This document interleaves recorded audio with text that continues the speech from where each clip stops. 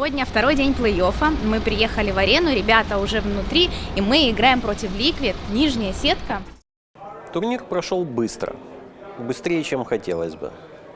На самом деле, готовы мы были к нему хорошо, но, тем не менее, некоторые проблемы, которые у нас были, мы их заметили еще в Сингапуре. Мы сделали на них акцент, то есть определили, что нам нужно над этим поработать. Очень многие вещи после Сингапура тогда еще обсудили, и очень много у нас получилось из этого сделать. И по факту даже на последнем буткемпе он получился таким очень продуктивным. Команда очень сильно импрувнулась, особенно под конец буткемпа это чувствовалось. То есть многие вещи, которые мы обсуждали, у нас получилось их воплотить, реализовать. Команда на самом деле заиграла в новом свете. То есть, я думаю, со стороны это тоже было заметно. То есть мы действительно круто выступали в групповом этапе, особенно, доказали сами себе, выиграли у ЕГЭ, спокойно справились с Liquid, вышли с первого места, все отлично.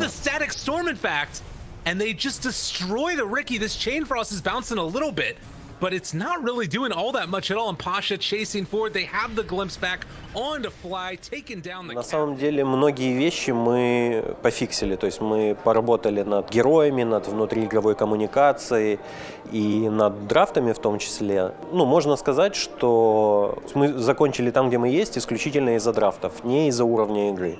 По уровню игры парни действительно были готовы на место повыше. В плей-оффе уже начались проблемы. То есть что-то не получилось реализовать, как в игре с альянсами. То есть мы, похоже, играли на кланваре, то есть где-то противник не настолько жестко нас законтрил, и мы посчитали то, что это может работать. Это нормально. Проиграли, допустим, первую карту, потом две могли выиграть, в третьей там тоже все видели то, что по игре мы вели где-то в какой-то момент 5000, просто не до конца реализовали какую-то общую идею.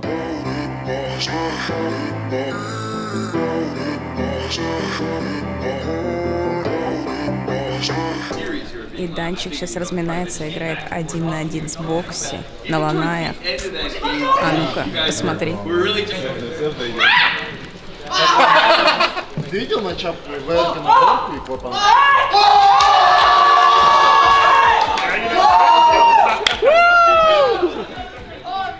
Какие сложности с драфтами? Почему они появляются? Мы решили какие-то новые, другие стратегии использовать. Но по итогу просто оказалось, что мы не все учли. Просто не столь рабочие, как казалось. Потому что на тренировках мы выигрывали. Все довольно просто получалось. Мы реально даже ни разу не проиграли с ИСПом. Но потом у меня были сомнения лично, что противники на скримах не всегда тебя контрпикают. Такое, часто происходит, ты какую-то стратегию придумал, что-то думаешь, сейчас затащу. Берешь эту стратегию, а противник тоже стоит такой, сейчас мы какую-то стратегию возьмем, сейчас затестим. И ты их побеждаешь налегке, такой думаешь, походу рабочая. А потом нет. Если такой. Вот, есть. Там два бака. Они вместе так. Слышишь? А ну-ка, мне интересно. Дискорд сейчас, вообще он как работает? Слышишь? Но у него же нет мэчка. Это физические лапки. На Дискорд сейчас амплифай, ты чистый тоже? Да. Чистый, да. А вот скилл такой писал. Вот сегодня вы играете с Liquid. Как думаешь, они к вам подготовились? С Ликвидами даже по игре с ВП. Они взяли хорошую комбинацию на Дизраптор, который сейчас почти все выиграли. Да. Я там смотрел статистику. И даже с ней они очень невнятно играли. Конечно, там тоже надо учитывать, что это был один матч, и они тоже нервничали. Может, они там на каком-то кураже, потому что сейчас по-любому на плюс морали какой-то будет играть. На каждом мажоре, на каждом интернешнале появляется своя мета. Вот тебе нравится та мета, которая сформировалась на этом уже мажоре? Если в Сингапуре там Вайпер, помню, в первой стадии всегда был, то здесь какой-то Сларк все время в первой стадии. Мне, в принципе, без разницы, какая мета. Но для нас лично, мне кажется, она нормальная, как даже хорошая, потому что мы ее, в принципе, чувствуем, да, что банить, что брать.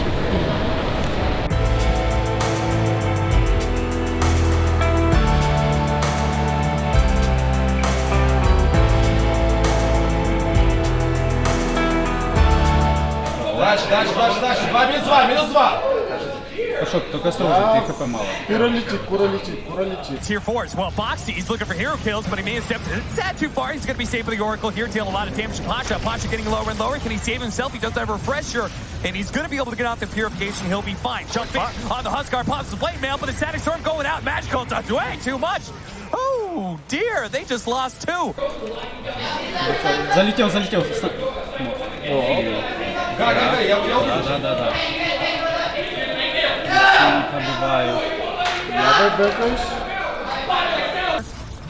It's Courier. Koikwa. He's in front again. Yeah, he is, but oh no! They thought they were going to be able to jump on and quickly kill the sniper, but Mickey, he couldn't actually do enough damage. He's going to lose his first life. Koikwa was saved by the Oracle. Can he actually help out Mickey here? With the waveform, he will manage to get back here. Courier actually dying, and they do have the overgrowth, blocking down these two heroes. There is going to be the heavy grace. They're going to go for the sniper once again. Mickey, though, is going to be safe. They pop the ultimate as well. Guardian Angel helping them. Angel, but they do have the stun out on Magical Man. Control them, he's dead. Double Divine Raper on the ground. Buybacks out.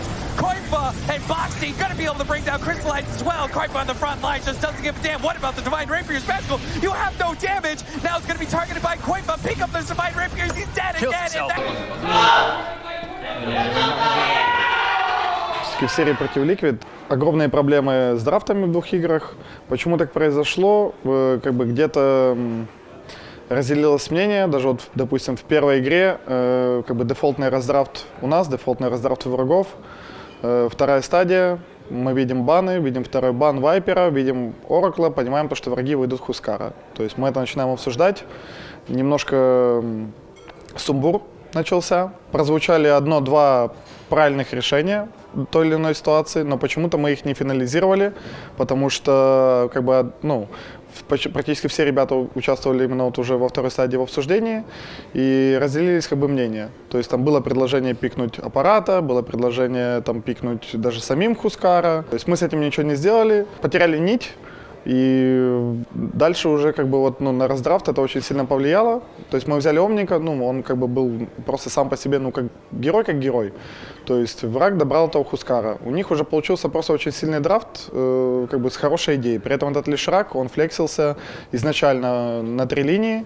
Они это в конце очень круто реализовали, то, что добрали Морфа, Найкса, которого мы взяли. То есть мы почему-то предполагали больше то, что это будет кэрри Лишрак, потому что ранее они именно стройкой все-таки не играли. Получилось так, что драфт закончился, просто у врагов уже как бы пик выигран.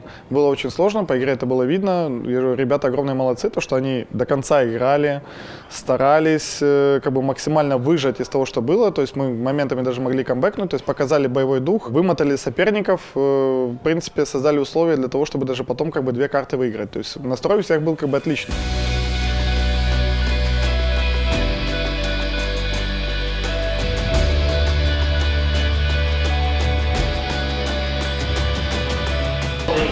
Смотри, у него физический изъезд 92%. Я думаю, у него хотя бы 80. 412. Тоже не читал. Это потому что редко играем так, такую стадию, типа про МКБ и про то, что вообще эту игру играл на Омнике, если что, поверь, мне можно было.